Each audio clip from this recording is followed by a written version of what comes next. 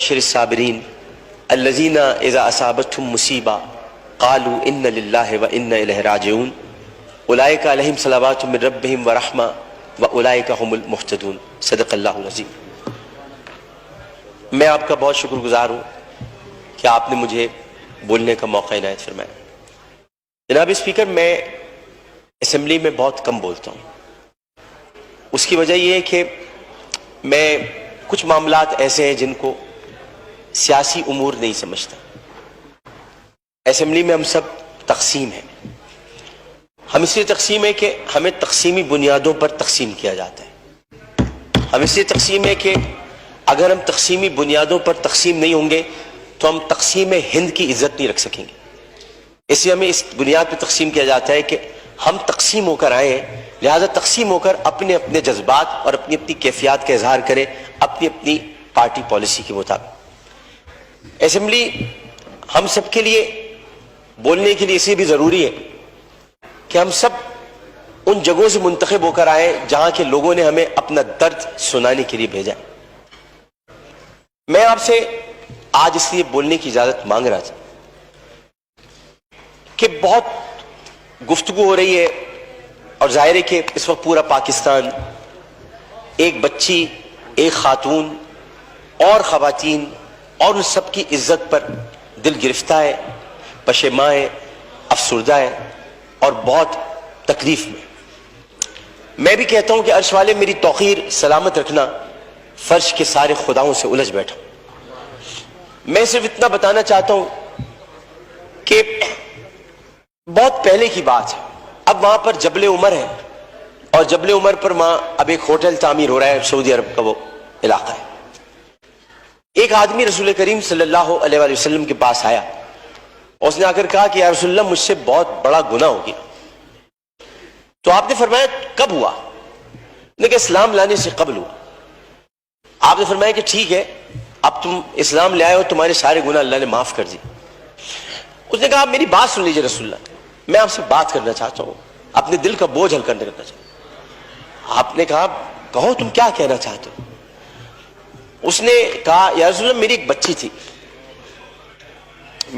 بچی تھی اور میں اس بچی کو جب وہ 5 سال کی ہوئی تو میں اس بچی کو کہا میں چلو تمہیں جنگل لے کے چلتا ہوں، اور میں اس کو لے کر چلا۔ جناب اسپیکر توجہ چاہوں گا، میں اس کو جنگل لے کر چلا۔ اب میں اس لیے لے کر چلا کیونکہ میری عزت پر حرف آ رہا تھا کہ میرے گھر میں بچی کیوں پیدا ہوئی۔ نبی کریم بہت غور سے سن رہے تھے۔ صحیح بخاری اور صحیح مسلم میں اس حدیث کو بیان کیا، ترمذی شریف میں بہت تفصیل کے ساتھ۔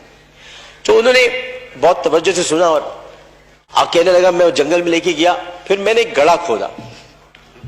گڑھا کھودنے کے بعد میں نے بچی سے کہا اس میں لیٹ جاؤ۔ اچھا، جب میں گڑھا کھود رہا تھا تو یا رسول اللہ مجھے ایک بات یاد آئی کہ وہ کھودتے کھودتے مجھے پسینہ آنے لگا، تو اس نے اپنے چھوٹی سی چادر سے میرا پسینہ بھی صاف کیا، اور اس کے بعد میں نے اس بچی کو گڑھے میں ڈال دیا، اور پھر میں نے مٹی ڈالی تو عربی میں اس نے مجھ سے کہا، ترجمہ آپ کے سامنے پیش کر رہا ہوں، بابا میں مر جاؤں گی بابا، اور میں نے اس کو مار دیا۔ بہت دیر تک خاموشی حجر رسول میں رہی۔ اس نے دیکھا تو رسول کریم صلی اللہ علیہ وسلم رو رہے تھے۔ خاتم النبیین، سید المرسلین، شفیع المذنبین، انیس الغریبین، رحمت للعالمین، راحت العاشقین، مراد المشتاقین، شمس العارفین، سراج السالکین، مصباح المقربین، محب الفقراء والغرباء والیتام والمساکین۔ ہمیں سکھاتے ہو، ہم تو ختم نبوت کے محافظ ہیں، ہمیں سکھاتے ہو۔ سید الثقلین، نبی الحرمین، امام القبلتین، وسیلتنا فی الدارین، صاحب قاب قوسین، محبوب رب المشرقین ورب المغربین، جد الحسن والحسین، مولانا مولا الثقلین، ابی القاسم محمد بن عبداللہ۔ پر درمیان میں نہ بولو، حدیث کے درمیان نہیں بولو۔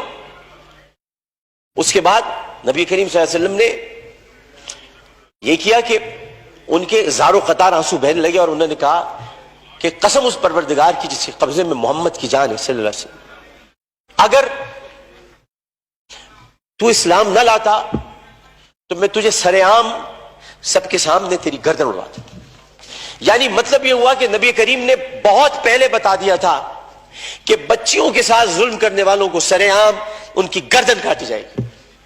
یہ اصول متعین کر دیا تھا محمد مصطفیٰ، یہ سزا متعین کر دی۔ ظلم کرنے والا جناب اسپیکر کوئی صنف نہیں رکھتا.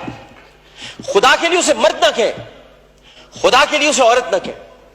ظالم کی صنف نہیں ہوتی, ظالم کی صنف نہیں ہوتی, ظالم نہ مرد ہوتا ہے. ظالم کو مرد نہیں کہتے. میرے بھائی نے کہا ہے فیصل بارڈر نے میں نامرد بنا دوں گا. ارے وہ تو ہے ہی نامرد, جو عورتوں کی عزت لوٹتے انہیں کیا نامرد بناؤ, وہ تو ہے ہی نامرد. ہم ظالم کی صنف مقرر کر کے معاشرے کو پھر تقسیم کرتے ہیں. ہمیں کسی کی صنف مقرر نہیں کرنی, ہمیں صرف اور صرف قرآن اور سنت کے مطابق ان سزاؤں کا احیا کرنا ہے جن کی ضرورت ہے. یہ واقعہ موٹر وے پر ہو یا حلقہ این 245 کی کسی کچی گلی میں, اس میں یہ بحث ہی نہیں کرنی. بحث ہمیں یہ کرنی ہے کہ انسانیت کی تزدید ہوئی. بحث ہمیں یہ کرنی ہے کہ ہم کیا کر رہے ہیں. بحث ہمیں یہ کرنی ہے کہ اگر ہم ریاست مدینہ کے دعوے دار ہیں تو ریاست مدینہ میں اگر ایسا واقعہ ہوتا تو ہم کیا کرتے. ہمیں یہ کرنا ہے. ہمیں قانون سازی کرنی ہے. ہمیں اسمبلی میں بیٹھ کر اس معاملے کو مل جل کر حل کرنا ہے. میں کسی کا بھی یہاں زیادہ وقت لینا نہیں چاہتا. میں بہت دل گرفتہ ہوں کیونکہ اس بچی کے گھر میں کوئی کمانے والا نہیں ہے. بنیر سے آئے ہوئے پختون گھرانہ تھا, پٹھان گھرانہ بیچارہ, جو وہاں کما رہے تھے. عمر صادق اس کا والد. بہت پیاری سی معصوم سی بچی تھی. ہر بچی معصوم ہوتی ہے, پیاری ہوتی ہے, لیکن جناب اس میں سوچیے ایک پختون فیملی کی بچی جو بڑے غیور ہوتے ہیں. میں اپنے تمام پختون بھائیوں سے کہتا ہوں, میں ان سے بڑی محبت کرتا ہوں. غیور قوم ہے, ایک عزت دار قوم ہے, جو آتے بھی ہیں عزت سے کمانے کے لیے, عزت سے جینے کے لیے. چاہے ان کے ساتھ خیبر پختونخوا میں ظلم ہو, چاہے کسی بھی حصے میں ہو, اور کسی بھی قوم کے ساتھ ہو. پاکستان کا ہر قومیت رکھنے والا فرد میرا پاکستانی بھائی.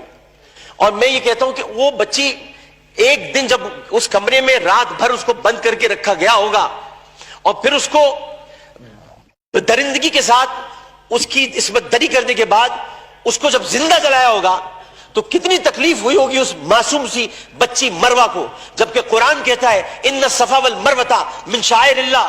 جب اللہ نے دو پہاڑوں کو مروہ اور صفا کو عزت دے دی تو پھر ان کی عزت کیوں نہ اتاری جائے جنہوں نے پہاڑوں کے نام پر عزت دینے والے پروردگار کی پیدا کی ہوئی مروہ کو بے عزتی کے ساتھ اس کی عصمت دری کی. ان کی عزت کیوں نہ اچھالی جائے, ان کی گردن کیوں نہ کاٹی جائے, ان کو سرعام پھانسی کیوں نہ دی جائے. جناب اسپیکر, میں آپ سے صرف یہ بات کہنا چاہتا ہوں. میں شکریہ ادا کرتا ہوں اپوزیشن بینچز کا بھی, میں شکریہ ادا کرتا ہوں اپنی پارٹی کا بھی, میں سب کا شکریہ ادا کرتا ہوں کہ جو اس وقت اس درد کو سمجھ رہے ہیں, جو درد کو سمجھ کر بات کر رہے ہیں, اور جو نہیں چاہتے کہ اس وقت سیاست ہو. ہم میں سے کوئی نہیں چاہتا.